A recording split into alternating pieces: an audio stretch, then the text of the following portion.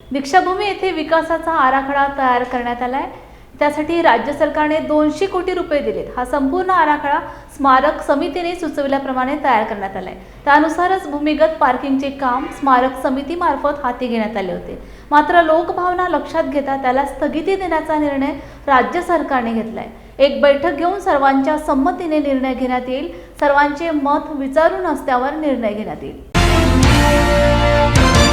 नागपूरला दीक्षाभूमीवर एक आंदोलन सुरू आहे। मुळामध्ये दीक्षाभूमीच्या विकासाचा एक आराखडा हा त्या ठिकाणी तयार करण्यात आला। जवळजवळ 200 कोटी रुपये या आराखड्याकरता राज्य सरकारने दिलेले आहेत। दीक्षाभूमी स्मारक समितीने हा संपूर्ण आराखडा त्या ठिकाणी फायनल केला आहे, त्यांनी मान्य केलेला आहे। त्यानुसार त्या ठिकाणचं बांधकाम चाललेलं आहे। मात्र आज त्या ठिकाणी एक आंदोलन होत आहे की ज्या आंदोलनामध्ये या ठिकाणी दीक्षाभूमीला जे काही अंडरग्राउंड पार्किंग आहे ते पार्किंग करण्यात येऊ नये, याचा कुठेतरी स्ट्रक्चरला धोका होईल, अशा प्रकारचं आंदोलन चाललेलं आहे।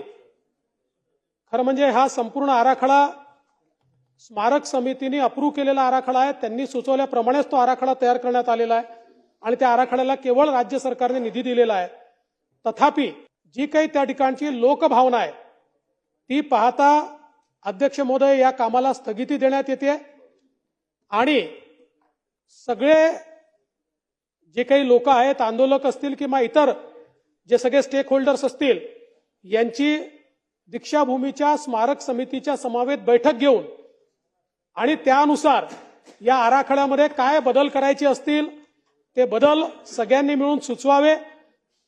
त्या बदलानुसार किंवा जो काही निर्णय त्या बैठकीत होईल त्यानुसारच पुढचं काम केलं जाईल।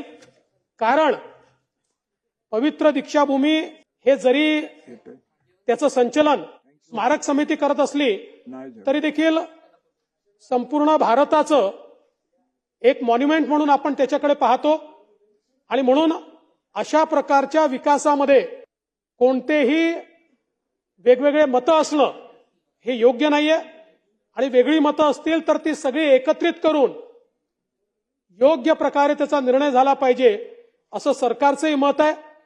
त्यामुळे मी पुन्हा एकदा सांगतो की आराखडा सरकारने जी स्मारक समिती आहे त्या स्मारक समितीने सांगितल्याप्रमाणे तयार केला, त्यानुसार पैसे त्याला दिलेले आहेत आणि आता त्याला स्थगिती देण्यात येते आहे आणि पुन्हा एकदा स्मारक समिती आणि सर्वांची बैठक घेऊन त्या संदर्भातला अंतिम निर्णय घेतल्यानंतरच पुढचं काम त्याचं करण्यात येईल।